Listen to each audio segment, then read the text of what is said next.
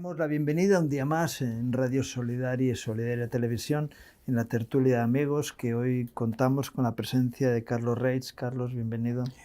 Un placer, Ramón, poder estar en esta oportunidad. Y aunque sea jueves, y normalmente en la actualidad la hacemos los días martes, hoy como final de temporada vamos a hacer como hizo el presidente de nuestro gobierno, el discurso de fin de curso. Y quería empezar por un tema más nacional, pero que tiene que ver con fundamentos, principios básicos en cualquier servicio, en cualquier persona que esté para servir, ya sea público o sea privado. Hace unos días el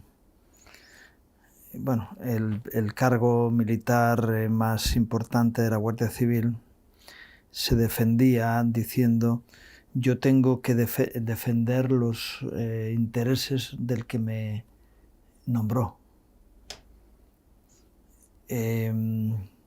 Dentro de una polémica que hay dentro de la Guardia Civil tremenda, pero el DAO le llaman, ¿no? el jefe operativo de la Guardia Civil. Su excusa es que él se debe al que le nombró. Y yo cuando escucho eso se me encienden todas las alarmas, ¿no? Y a veces en la Iglesia pasa lo mismo, que hay personas que dicen: no, yo me debo a mi denominación porque es la que me ha colocado en el sitio donde estoy. Pero dentro del funcionariado, de los funcionarios en España, nos encontramos que hay muchas personas que tienen esa misma filosofía, de decir: yo me debo al que me ha nombrado, no a la ley, no a la verdad, no a los principios. Eso es una degeneración absoluta, ¿no?, del Estado de Derecho como defendemos que tenemos en medio nuestro. ¿Me permites que te cuente algo? Y quizás haya alguno que diga: bueno, ¿a qué viene esto? Mira, yo crecí en Buenos Aires, en Argentina, y viví la transición del gobierno militar al gobierno civil. Entonces, estoy hablando de la última dictadura, que después de la guerra de Malvinas cayó el gobierno militar y vino la democracia. Entonces, en esa democracia hubo alguien que sacó algo que llamó la ley de obediencia debida, que era una ley por la cual quedaban exentos todos los subalternos de cualquier exceso que haya cometido el ejército o la policía en la represión de la guerrilla, ¿no? Hubo una guerra, lamentablemente, hubo muertos. No vamos a entrar si de aquí, de allí, si hubo una cantidad de desaparecidos que está siendo cuestionada, la cantidad de 30.000, se calcula que fue entre 8 y 10.000. Pero independientemente de esos detalles, la cuestión es que hubo una ley por la cual se exoneraba a todos los subalternos y caía todo el peso de la ley en las cúpulas, que eran los que asumían la responsabilidad. Hubo un fiscal que se llamaba Luis Moreno Campos, que después llegó a ser fiscal general en la Corte Internacional de La Haya, que fue el que peleó y rebatió todo eso, aduciendo que que hay una ley y que cada uno conoce la ley y que tiene responsabilidades, y no puede decir: bueno, estoy haciendo esto malo, pero porque me lo ordenan. Entonces, el principio era que no me puedo amparar en que me lo ordenan, por lo tanto tengo que hacer lo malo. Soy un ente moral, por lo tanto tengo capacidad de decisión entre lo bueno y lo malo. Yo sé que hay algunos que escucharán y dicen: pero tú, ¿por qué no estás en mis zapatos? Y no sabes que me juego el puesto, me juego el pan de mis hijos, me juego un montón de cosas. Pero eso nos sucede a todos en todos los ámbitos, no solamente si eres funcionario, si eres policía o si eres militar. Sí, yo hice el servicio militar Y yo recuerdo que en las instrucciones que nos daban los sargentos, un sargento nos dijo, cuando un mando te ordena algo, tú estás obligado a cumplirlo. Eso es la obediencia debida. Pero si te ordena algo que es ilegal, que tú sabes que es ilegal, no puedes cumplirla. Tienes un problema, porque te van a dar tortas por un lado o por otro. Si cumples con el mandato, porque es ilegal. Y si no cumples, porque estás desobedeciendo, entonces tienes un problema. Pero hay que tener la valentía, el arresto suficiente para decir, yo por aquí no paso. Y vamos al juzgado. Es decir, lo otro, un funcionario que hace algo que es ilegal a sabiendas, está prevaricando, está cometiendo un delito de prevaricación, además del hecho concreto que sea delictivo, ¿no? Pero, la degeneración del sistema democrático viene porque los funcionarios se arrogan ante los mandatos de políticos corruptos que quieren utilizar el sistema para sus intereses políticos o a veces más espurios, económicos o sexuales o de la forma que sea. Y es uno de los graves problemas que tiene la sociedad española en este momento, que mucho del funcionariado mira para otro lado, se hacen los locos, tragan, aceptan las cosas e incluso participan en órdenes que vienen de arriba, en lugar de plantarse y decir, no señores, esto no... Es decir, vamos a ver, los funcionarios en España tienen sindicatos propios del funcionariado que deberían de estar, lo que es que muchas veces están... los sindicatos, lamentablemente, aquí en España están totalmente politizados y... Bueno, no totalmente, quiero decir que no es lo mismo, ¿no? En las empresas particulares están los sindicatos, pero dentro del funcionariado hay sindicatos específicos. Lo que es que muchos de ellos están colonizados por gente politizada, pero tienen sus armas para poder luchar contra ese tipo de cosas y qué bueno que hubiera ese respaldo a decir, no, usted... estoy pensando en el secretario del ayuntamiento más pequeño del país, ¿no? Que dice, oiga, usted es un político, ahora está 4 años, después se marcha, habrá robado todo lo que quiera o no, o allá habrá hecho la gestión adecuada, pero yo permanezco aquí. Yo gané unas oposiciones que me costaron un esfuerzo para conseguir, conozco las leyes, o estoy pensando quizá en inspectores de trabajo o de Hacienda, ¿no? Que les ordenan mirar para otro lado en algunos casos y en otros les dicen mete caña. Claro, bueno, lo estamos viendo también en fiscales. Hemos visto que para llevar adelante ciertos casos, fiscales tuvieron que ir en contra de directivas que les habían dado de sus superiores. Entonces, si hoy están abiertas ciertas causas, es porque hay fiscales que fueron valientes y decidieron... Bueno, algunos no los fiscales, sino que han sido las acusaciones particulares. En algunos casos, ¿no? los fiscales, en otros casos apretados por las acusaciones particulares, pero hemos visto acusaciones particulares que iban apretando y los fiscales que pedían, que no acusaban, no... La libre absolución. Sí. Exacto. No veo delito. ¿Cómo que no ves delito? Luego resulta que los jueces dictaminan delito y ese fiscal tendría que ser quitado de en medio. No me cabe ninguna duda. Porque están realmente... Yo no conozco las leyes, pero dice, oiga, usted...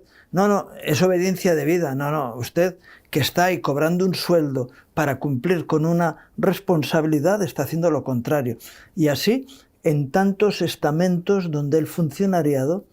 y a lo mejor algún funcionario se ofende, hay muchos que hacen un trabajo sin presión, normal, y están cumpliendo con su responsabilidad, pero llega un momento en que interesa fastidiar a uno y viene esto, bueno, al fiscal general anterior le condenaron por ese tipo de cosas y hay muchas presiones ahí dentro. Claro, pero hemos visto, tú comenzaste hablando de lo que dijo el DAO de la Guardia Civil, pero hemos visto pocos años atrás, donde hubo dos coroneles de la Guardia Civil, Sánchez Corbí y otro más que se me escapa, que fueron sancionados y hasta aquí, si han recuperado su puesto fue gracias a la acción judicial, porque fueron a la justicia.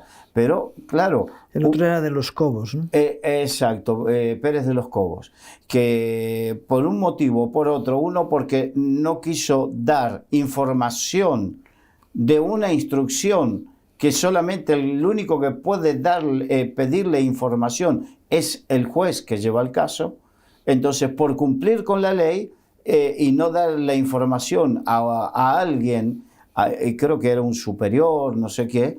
Y no, al ministro de... Al ministro, exacto, lo sancionaron, le hicieron la vida imposible. Es cierto que suceden esas cosas, pero una de las divisas de la Guardia Civil es el honor y la integridad. Y entonces estos hombres, Pérez de los Cobos y Sánchez Corbí, prefirieron el honor y la integridad y siguieron adelante. Y creo que por eso también es una de las pocas instituciones que se mantiene, a pesar de estos garbanzos negros que hay por ahí, a pesar de eso, se mantienen con una alta aceptación por parte de la población. Fíjate, es que vemos dentro del estamento militar, ¿no? Lo que es en el ejército, en los tres ejércitos en España, que ellos hacen su trabajo, van haciendo su trabajo, su labor, y la mayoría son militares, no son políticos, es decir, no están metidos en política. Tú miras a los jueces y la mayoría de los jueces son jueces que hacen su trabajo y que dicen, oiga, lo que pasa es que luego hay algunos que están colocados, estoy pensando en el Tribunal Constitucional, que están colocados por intereses políticos y que hacen honor a la voz de su amo, de quien les ha colocado. Volvemos a lo mismo. No, es que yo tengo que defender al que me nombró. No, perdone. Mira, yo estoy en una junta en la que soy elegido por una asamblea, pero yo llego a ser candidato porque me propone mi iglesia. Pero en el momento en que soy elegido, yo tengo una responsabilidad sobre toda la acción. Y cuando entra alguien nuevo, decimos, mira, tú no estás representando a tu denominación, sino que estás asumiendo la responsabilidad sobre todo el cuerpo. Y tenemos claro esa disyuntiva, ¿no? Dice, no, yo estoy en un cargo y yo tengo que cumplir con la responsabilidad del cargo que tengo, independientemente de quién me alzó para poder estar en el sitio que estoy, porque mi responsabilidad no es delante de mi denominación, sino delante de Dios y de la Asamblea General. Y eso nos da una dignidad superior a otros, porque no defendemos nuestra ideología ni nuestra doctrina, sino que tenemos que asumir una responsabilidad que es mucho más amplia que la nuestra misma. Pero eso es lo que deberíamos de pedirles, iba a decir exigir, pero deberíamos de pedirles a cada funcionario que estudió, se preparó, fue a unas oposiciones y consiguió un puesto, que es, dice, ahora qué bueno que usted asuma esa responsabilidad. Pero estoy pensando desde el Guardia Civil que está en tráfico haciendo una labor. Yo sé que algunos dicen, oye, hay que multar más por... Digo, no, perdone, yo tengo una responsabilidad en el tramo de carretera en el que estoy y tengo que intentar impedir que la gente se muera porque el tráfico es muy peligroso. Entonces, mi labor es velar para que los índices de mortalidad en el país se reduzcan por mi labor. Y así el que está en cualquier área, ¿no? Entiendo. Es, o soy alguien que vela por la seguridad o soy un mero recaudador. Esa es la disyuntiva moral. Y me muevo por el capricho de quien está por encima, porque yo le puedo exigir a quien está en autoridad sobre mí que ocupe su lugar. De hecho, bueno, ha habido con respecto a este DAO bueno, sí, hay unos audios por ahí eso que... es. Dice, no, perdona, yo no estoy aquí, yo no cobro un sueldo del Estado para hacer lo que le apetece al caprichoso de turno. Dice, no, perdona. Y yo soy un general en la Guardia Civil porque por el honor y por la trayectoria de mi testimonio he llegado al sitio donde estoy. Y no me vendo por levantar la colita para que mi jefe se quede contento conmigo. Entonces, no me toques tal, ¿no? Dices, esa es la realidad y deberíamos de eso, no exigir, pero sí pedirles a los funcionarios que asuman su responsabilidad, porque en gran parte la degeneración del Estado viene por el consentimiento de aquellos que están ocupando esos lugares. Sí, lo que pasa también, y esto no es... con esto no quiero justificar la actitud de los funcionarios, pero sí que hemos visto una acción de gobierno, y no solamente en este gobierno, sino en otros países, de que comenzar a colonizar ciertos sectores para tener los suficientes elementos de presión para silenciar silenciar o minimizar cualquier tipo de disidencia. Es que luego cambia el gobierno y el que entra tiene que empezar a sanear todo eso. Lo ha hecho Bukele en El Salvador, o lo ha hecho Milei en Argentina, que dice, bueno, vamos a ver, ustedes han participado en la corrupción política, ustedes pierden su cargo, porque al final, ¿qué prefieren? ¿Marcharse o que vayamos al juzgado y acaben llenando, saturando las prisiones con sus malas acciones? Vuelvo a decir, el propio acto que han hecho, más la prevaricación, que aumenta el grado del delito que han cometido, ¿no? En el caso de Argentina fue paradigmático. Al otro día de que Milei asumiese, se llenaron los lugares públicos, se llenaron de funcionarios que nunca habían estado, nunca habían ido. Entonces, en una oficina donde había 4 trabajando, de repente había 8, 10, y se peleaban por una silla. Claro, gente que estaba cobrando y que nunca había ido a trabajar, ahora aparecía porque sabían la que se venía.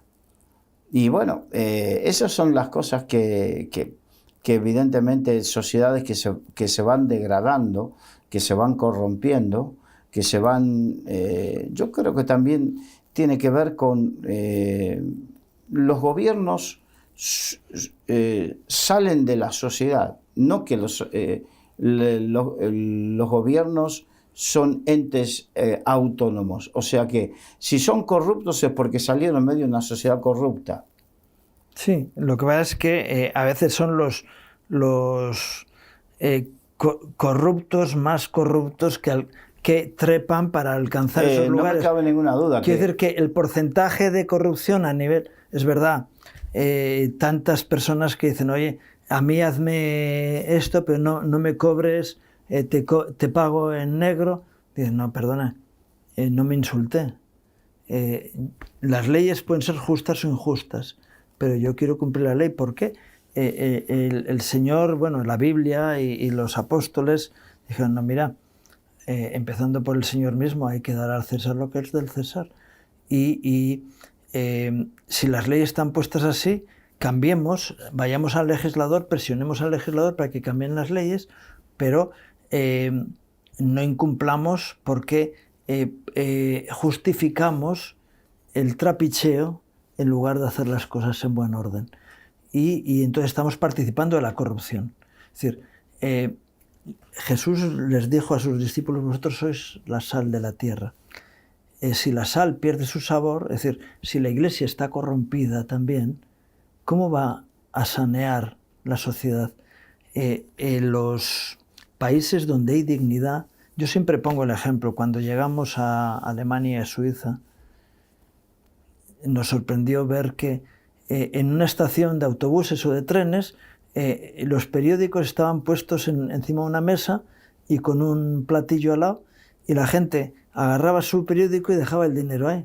Y si tenía que coger cambios, pues cogía los cambios y tal. Y al final del día estaban los periódicos que sobraban, y en el otro lado estaba el dinero que correspondía a los que se habían llevado. Decía, esto es una sociedad que es honesta. Con cultura cívica. Sí, que claro, la gran cantidad de personas con una realidad espiritual cristiana de generaciones, ¿no? Y dices, claro, luego ha venido la migración latina, empezando por España, Portugal, Italia, no quiero decir solamente de América, y luego el nivel de moralidad de las culturas africanas y árabes, etcétera, etcétera, dice, ya no se puede hacer, porque la gente no es fiel. Hay que volver a una sociedad donde podemos fiarnos los unos de los otros. Lo que no se puede hacer es justificar. Digo, no, es que es parte de la sociedad. Digo, no. Y lo que hay que hacer es sanear e ir a las raíces que generan una sociedad podrida. Y tenemos que cambiar esa sociedad, y debe ser una responsabilidad, empezando por uno mismo. Por uno mismo. Y de repente hay, y esto da pie para que hablemos de ciertas cosas, en el sentido, hay algunos que dicen, pero ustedes no tienen otra cosa que dedicarse a criticar. Bueno, es que precisamente lo que queremos es sanear. No queremos ser parte de aquellos que están en la situación de esto no es lo mío, yo sigo para adelante, me pongo como a los caballos y no veo. No, porque tarde o temprano esto nos va a afectar, porque es como lo que sucede con algunos que estaban a favor de los ocupas y en contra de los que desocupaban casas, y resulta hasta que ellos sufrieron la ocupación. Entonces algunos de ellos, callados, pero fueron a contratar esas empresas de desocupación. No queremos ser de esos que... eso se llama hipocresía. Esa hipocresía de que solo reacciono cuando me toca a mí. No, reaccionamos, porque si no reaccionamos como sociedad, está el pecado de hecho, sí, y el pecado de omisión. Hay un texto bíblico que dice: no participéis de las obras infructuosas de las tinieblas, sino más bien reprenderlas. Y hay varios niveles de reprensión, ¿no? Una es la denuncia pública de lo que está pasando, decir, oye, esto está siendo un síntoma de una sociedad podrida. Y luego están las medidas para corregir aquello que está torcido, ¿no? Pero siempre para poder dar soluciones hay que diagnosticar primeramente el problema. Ese es el gran tema. Si yo tengo un diagnóstico incorrecto, si mi diagnóstico está dado porque si es de la corriente ideológica o política de mi apetencia, bueno, no importa, no es tan malo. No. Lo malo es malo, venga de donde venga, sea de donde sea, izquierda, derecha o medio pensionista. Entonces, aquí no es que estamos hablando, porque hay algunos que dicen, yo me acuerdo hace unos años atrás, cuando estaba haciendo este mismo programa con otro decorado, y muchas veces criticaba algunas cosas de Rodríguez Zapatero, que era presidente en ese momento, y había gente que dice, se nota que tú eres de derecha, se nota. Yo no soy ni derecha ni izquierda, pero lo que está mal, si lo estaba haciendo mal, ¿por qué me tengo que callar? Cuando vino Mariano Rajoy y seguí criticándolo, ¿ahí qué pasa? Que lo que soy es coherente o intento, persigo vivir una coherencia. Si algo está mal independientemente de quién sea o de dónde venga. Sí, pues la Biblia dice eso. Hay de aquellos que a lo bueno llaman malo y a lo malo llaman bueno. ¿Por qué? Porque es una degeneración del sistema. Hombre, siempre habrá algo que podrás criticar de alguien porque nadie es perfecto. Bien, vale. Hay unos niveles de aceptación, de decir, oye, ven, vale. Hay errores que son justificables. Digo, bueno, todos cometemos errores, llegamos, o un día uno está cansado y puede decir algo o hacer algo que no es absolutamente perfecto. Pero eso es lo que es justificable en la vida de una persona. Lo que no es una maldad organizada y establecida donde ese colectivo está protegiendo a alguien, lo haya hecho bien o lo haya hecho mal. Hay que llamar las cosas por su nombre y de mira, si alguien comete un error, pues hay que decir que se cometió ese error. Y si es, incluso hay un principio que es el arrepentimiento, que incluso legalmente, jurídicamente está contemplado, que una persona arrepentida de un delito, la coerción que se ejerce sobre esa persona o la pena que se le impone es siempre inferior de aquel que fue pillado y mantenerla y no enmendarla, ¿no? Que está ahí siguiendo esos. Y por eso lo que dices tú, no, es que lo hizo un amigote, entonces es justificable. Lo hace el contrario, no. Dice, no. Claro, al pan y al vino vino. Exacto, pero aún en eso que estás diciendo, se puede diferenciar aquel que tomó una mala decisión porque se equivocó, porque no era la correcta, estuvo mal asesorado, lo que sea. Pero cuando estamos hablando de corrupción, de que se llevan dinero, de que están haciendo negociados, de que esa es la figura de prevaricación que ya excede el marco del error. Ahí ya no es que cometiste un error. Ahí ya hiciste algo a sabiendas de que estaba mal. Entonces, ¿cómo puedo yo justificarlo sabiendo que está mal? Bajo ningún punto de vista, aunque yo lo haya votado. Es que todos lo hacen. Dicen, este por lo menos está robando menos que los demás. Por favor. Dicen, no. El dinero público debía ser tratado con manos limpias, escrupulosamente y no de forma torticera y para repartir entre los amigotes, ¿no? Eso no puede ser así, no debería ser así y sin embargo lo es, ¿no? Quería hablar de algún asunto más, es decir, es que no quiero revolver mucho la porquería porque cuando se revuelve luego da mal olor, ¿no? Pero en el mundo están ocurriendo otro tipo de cosas. Antes de ayer, nuestro rey estuvo en Lima en la toma de posesión de Keiko Fujimori como presidente del país y después de las elecciones que hubo muy complicadas, como está habiendo en muchos países, pero bueno, dentro de lo que cabe. Y yo siempre defendí la época en la que yo he visto mayor prosperidad en Perú fue el tiempo en el que estaba su papá gobernando. El gobierno de Fujimori fue un gobierno muy provechoso para Perú. Y a mí yo no tengo temas políticos, Yo he visto otros presidentes como Alan García que se fue llevándose todo el dinero que pudo, luego le indultó Fujimori para que volviera y luego estando él otra vez en el gobierno movió los hilos para que tuvieran a Fujimori. aquel que te ayudó, que, en fin, este tipo de cosas que dices, mire, esperamos que este tiempo para Perú sea un tiempo próspero de bendición. Y la semana que viene hay otra toma de posesión, que esta vez es en Colombia. Ahí la cosa está más complicada porque Petro, ahora mismo, ayer creo que era, había una denuncia en el Parlamento colombiano, no sé si creo que en el Senado, sobre los sistemas corruptos que han estado imperando en estos años que ha estado Petro gobernando.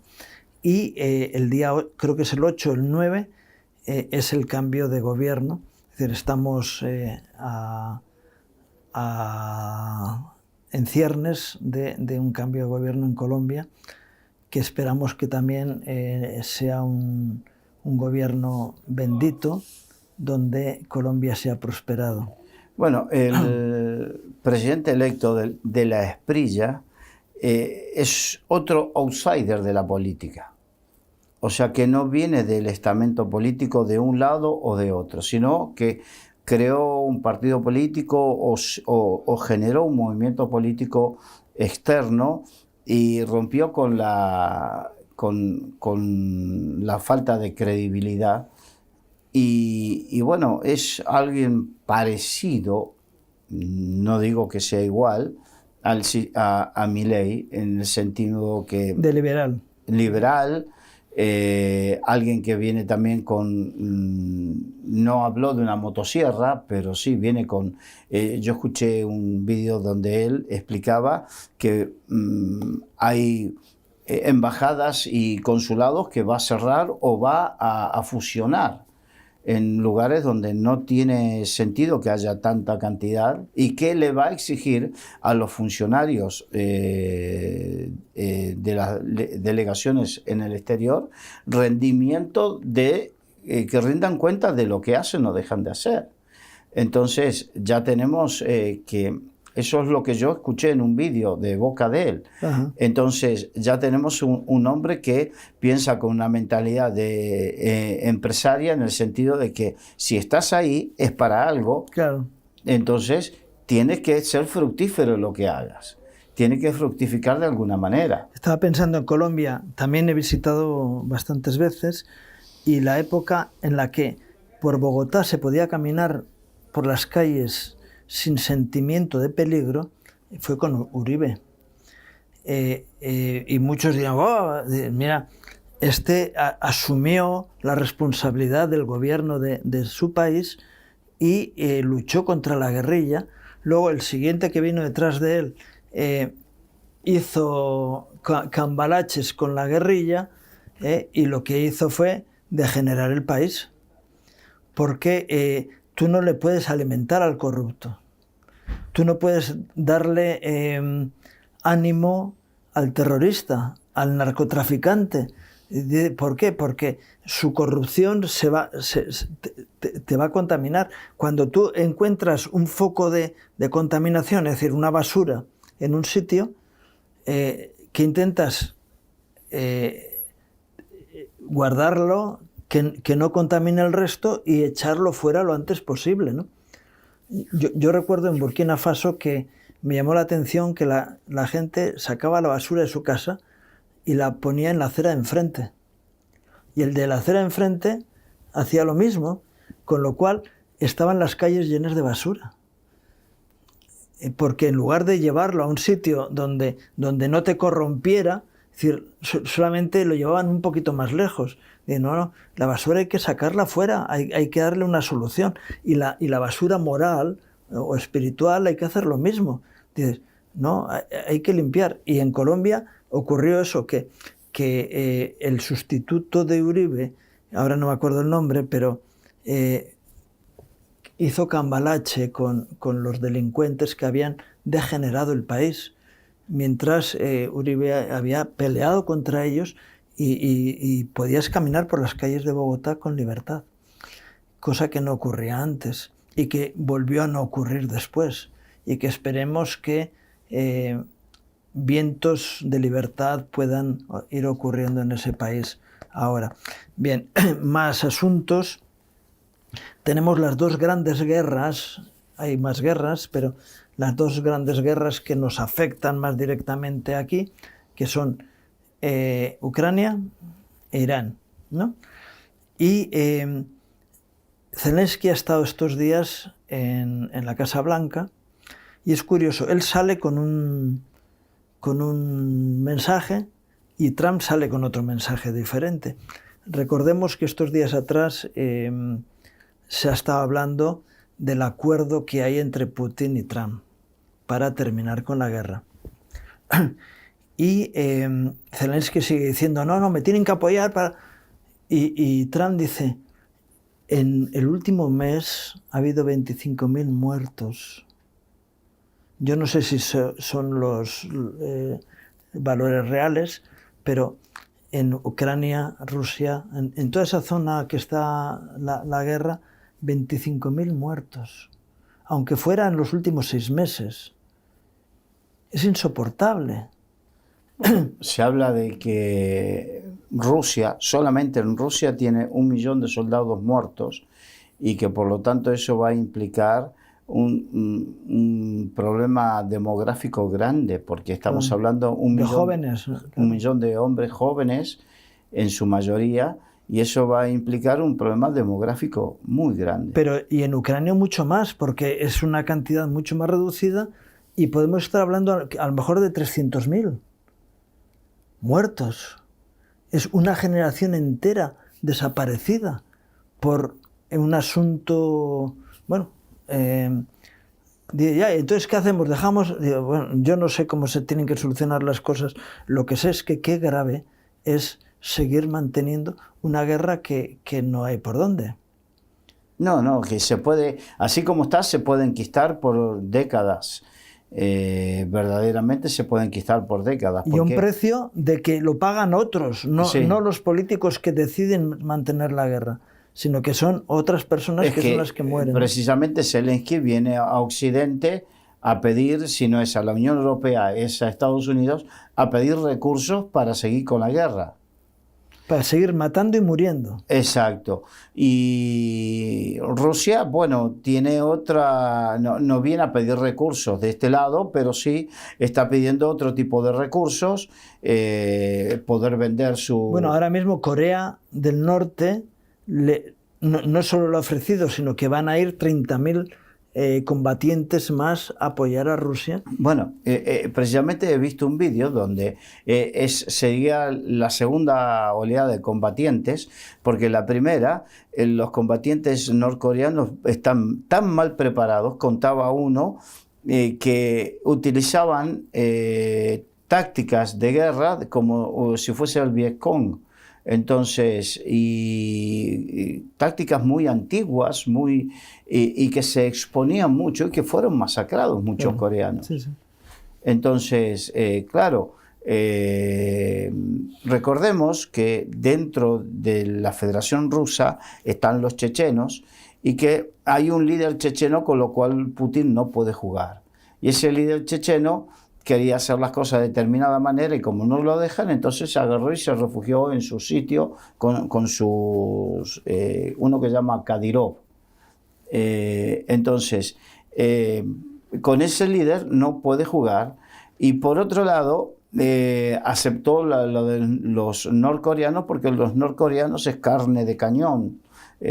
Barata, por así decirlo, no le causa ni coste político, ni coste, porque como no hay una información veraz, Corea del Norte no va a dar una información veraz de que ha perdido tantos efectivos en Rusia, entonces eso no afecta en la opinión pública, no afecta mucho.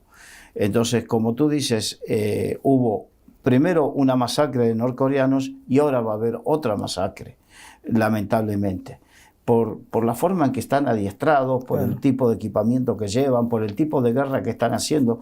Recordemos que, para que te des cuenta, hoy en un periódico dice que Ucrania logró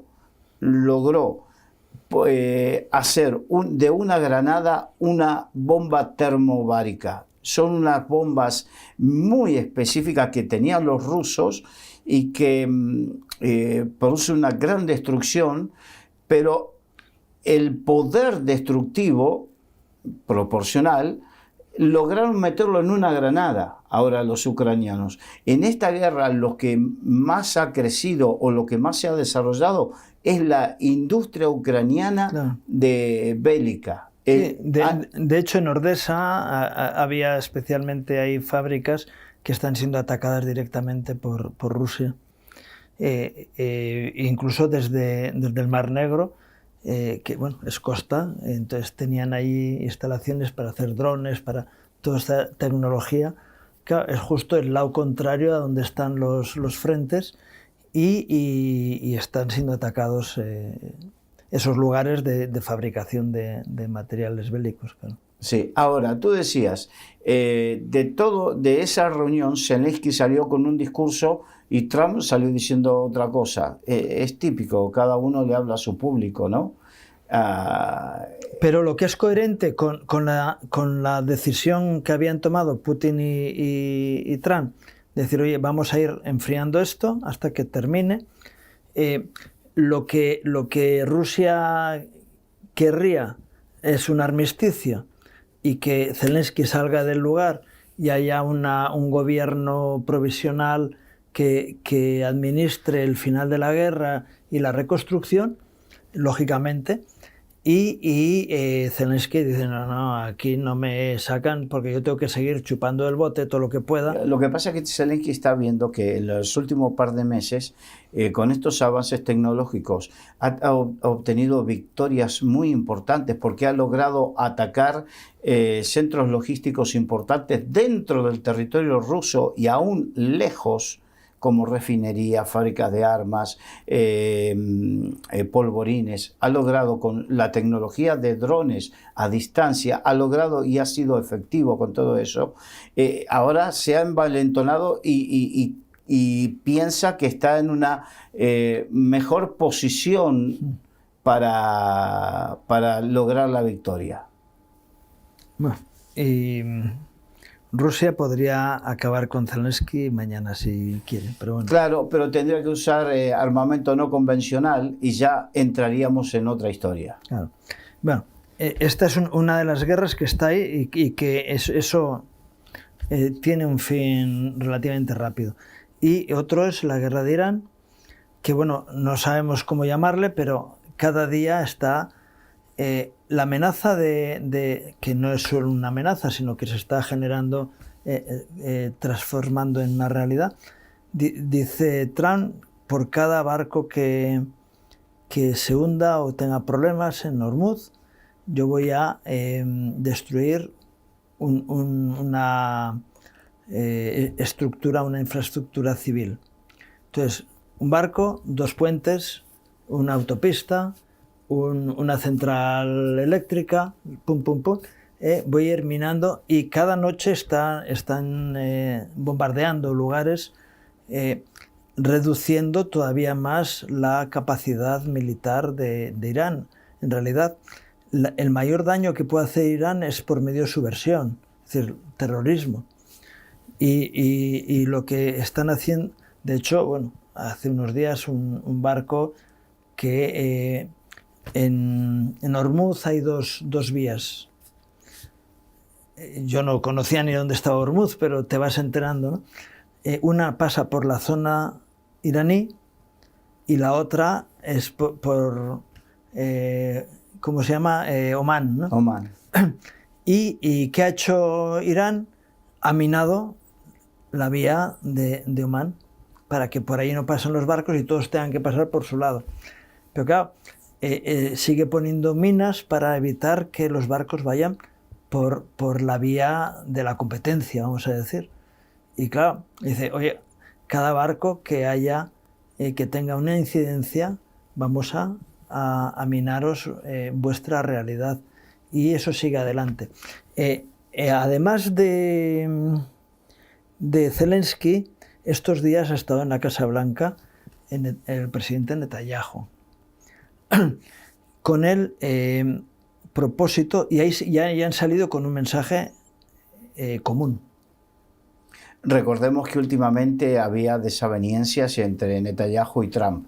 Sí, pero parece ser que están de acuerdo en la estrategia que está siguiendo Estados Unidos. Es decir, ahora mismo Israel está de acuerdo con lo que está haciendo Estados Unidos y recordemos que Israel dijo, si ustedes no lo hacen, vamos a hacerlo nosotros. Claro, el tema es que Israel tiene mucha experiencia en el trato y de sufrir con las mentiras porque el sistema iraní es un sistema que hoy te digo sí, firmo contigo y mañana te bombardeo, te doy la puñalada por la espalda.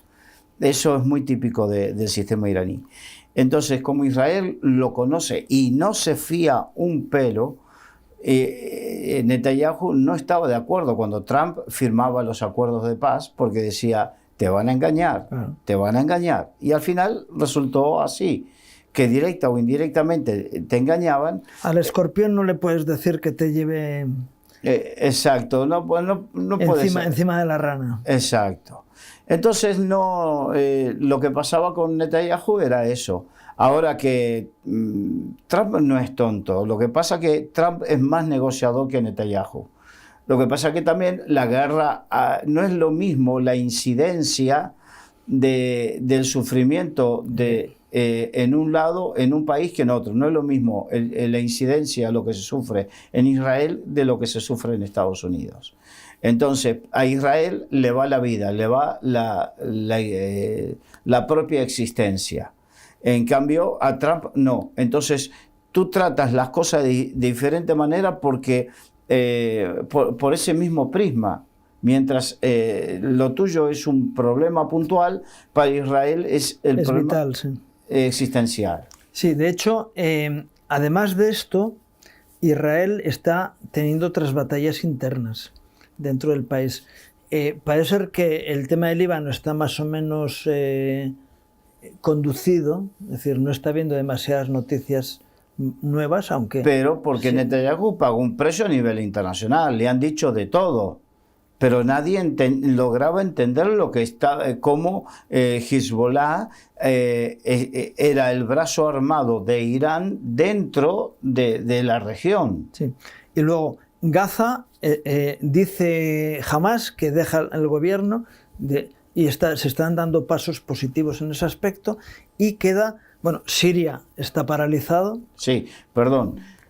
Y en Gaza cada vez están saliendo más vídeos donde se está mostrando la realidad de lo que era Gaza, claro. Con los túneles, debajo de instituciones que supuestamente eran instituciones de beneficio social, famosas instituciones a nivel mundial que tenían su representación ahí y debajo cruzaban los túneles o tenían sus bases, el terrorismo. Claro. O sea que todo lo que venía denunciando Israel lamentablemente era verdad. Claro. En principio Israel va a decir las cosas como son. De hecho, desde el principio de esta guerra, incluso los misiles que lanzaba Israel estaban trazados, se podía conocer exactamente por qué, para qué y a dónde iban, incluso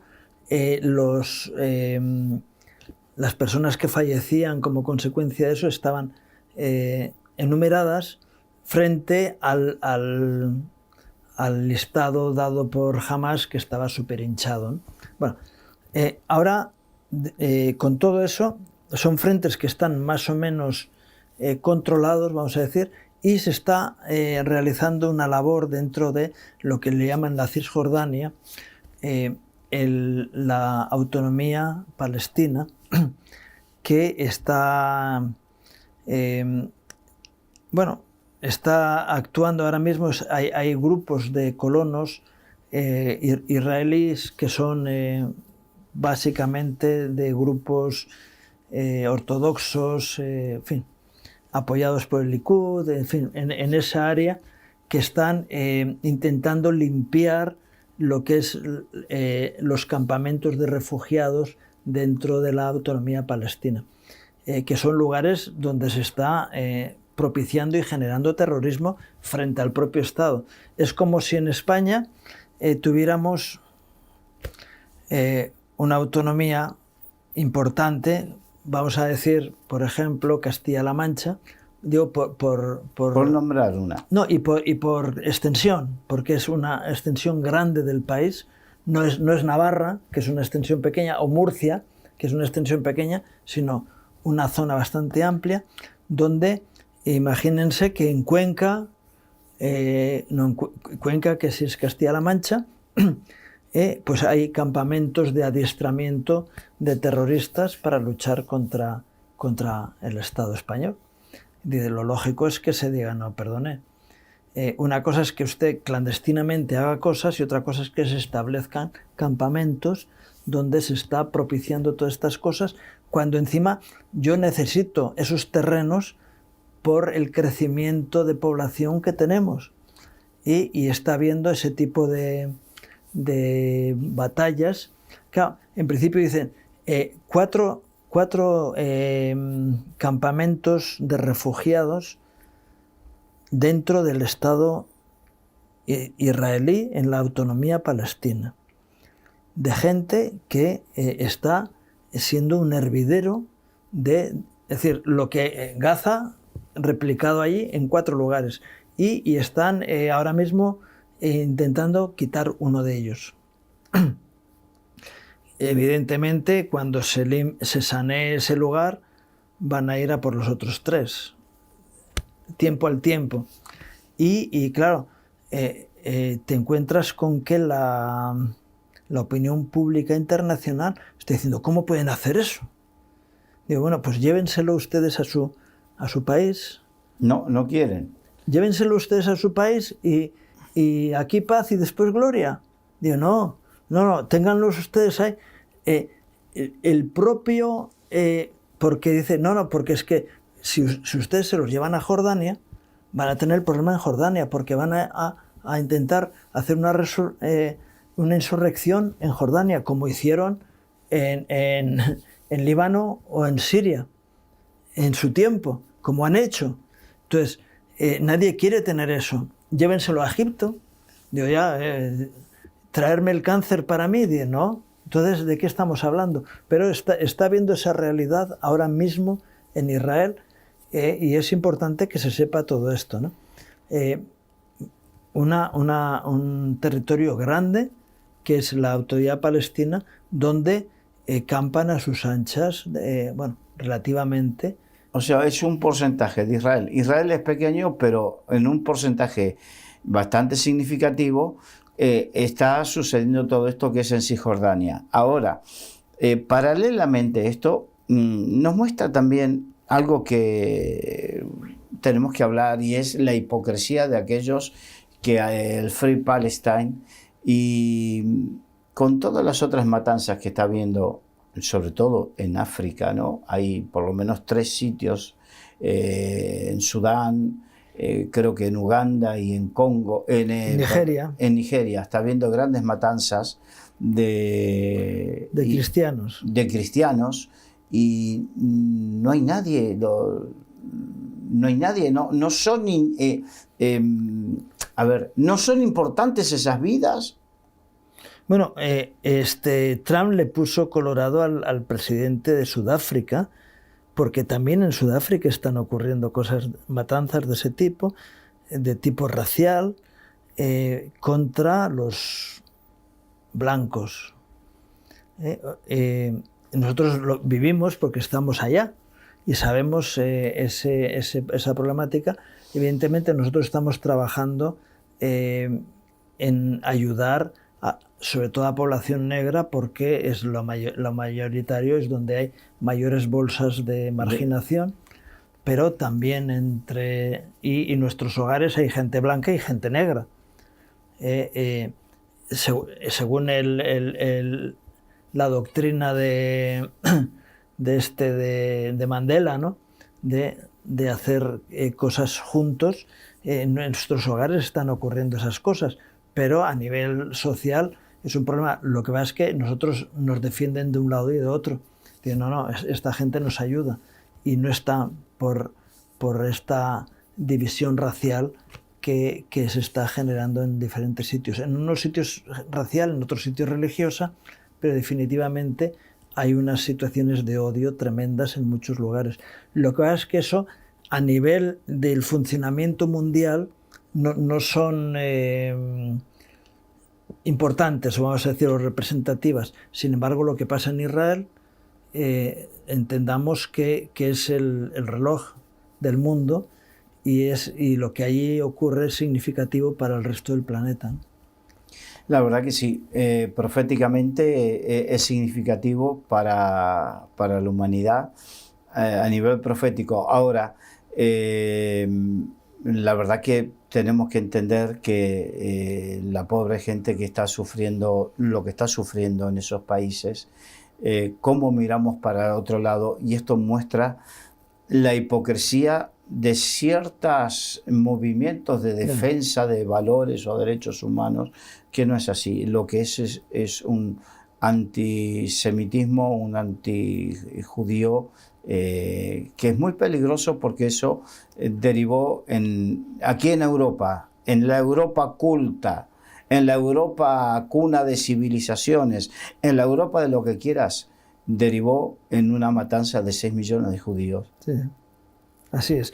Se nos acabó el tiempo y bueno, ahora oramos, pero se termina el curso y durante el mes de agosto no vamos a estar en tertulias. Digo que para que sepan que hoy es la última tertulia de este curso, de esta temporada. Y esperemos poder retomar, por la gracia de Dios, la posibilidad de estar con todos ustedes más adelante. Pero me gustaría que pudiéramos terminar con una oración, y te pido que nos dirijas en oración. Señor, te agradecemos por todo este tiempo que hemos podido estar participando y que se ha podido emitir y traer luz y verdad. Te pedimos que bendigas, Señor, a todos los que están viendo a través de la radio, de la televisión, de las redes sociales, para que tu paz, tu gozo en medio de las tormentas y de las dificultades venga sobre cada uno, y que podamos tener, Señor, aceite suficiente para ver las cosas según lo que tú quieres que veamos, de la manera, con tu sabiduría, con tu discernimiento, con tu entendimiento, Padre. En el nombre de Jesús. Amén. Amén. Y gracias, Carlos, por tus reflexiones. Un placer. Y gracias a ustedes por acompañarnos un día más en este programa, deseándoles que Dios traiga gracia y bendición a sus vidas, sus familias, sus trabajos. Que Dios les bendiga.